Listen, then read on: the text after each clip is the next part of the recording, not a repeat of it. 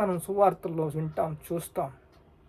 మనిషిని పతనం చెయ్యాలి అని అపవాది చాలా చాలా మనుషుల్నే వాడుకుంటాడు.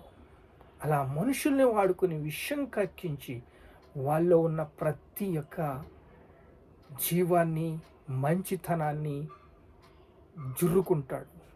జుర్రుకుని దొంగతనానికి, నాశనానికి, హత్యకి వచ్చినట్టు వారి యొక్క జీవాన్ని తీసుకుని వెళ్ళాలని చూస్తాడు. ఆ జీవము చూడండి ఇక్కడ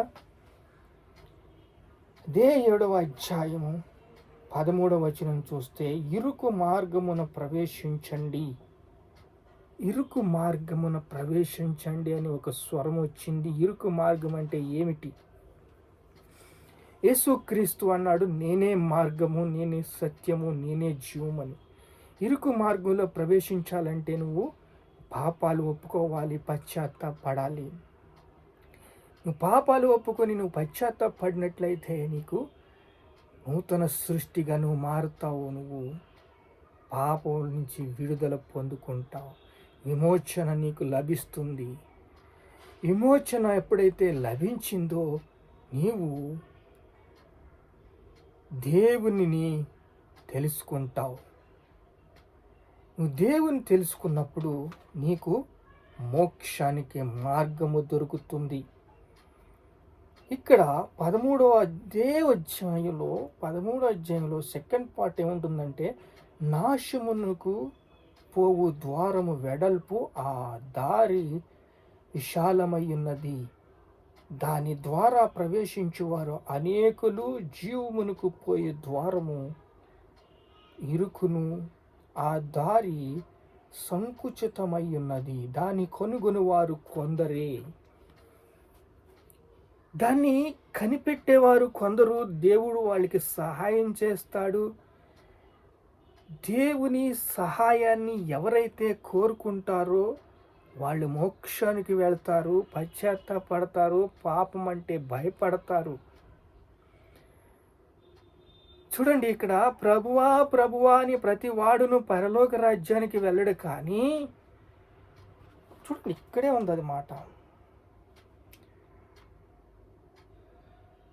నా తండ్రి చిత్తం ప్రకారము చేయువాడే ప్రవేశించు. నా తండ్రి చిత్తము ప్రకారము ప్రవేశించువాడు.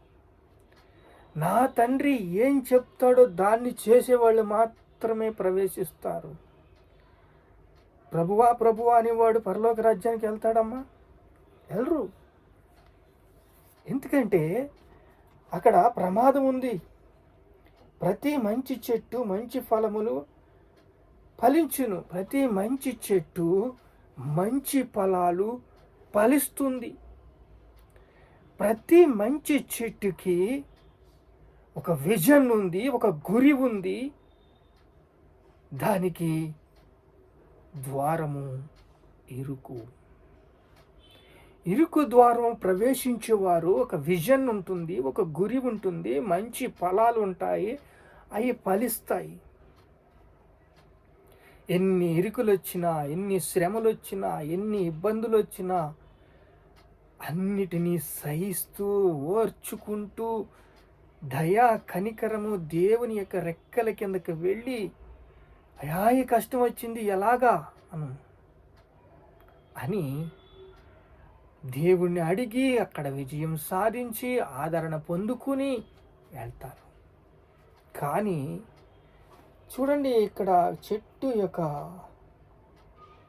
16 చదువుతున్నాను, 7వ అధ్యాయం 16. వారి ఫలము వలన మీరు వారిని తెలుసుకొందురు. ముండ్ల పొదలు ద్రాక్ష పండ్లైనను, పల్లేరు చెట్లైనను, అంజూరపు పండ్లైనను కొయ్యుదురా. ముండ్ల చెట్టు ముండ్లే కాస్తుంది.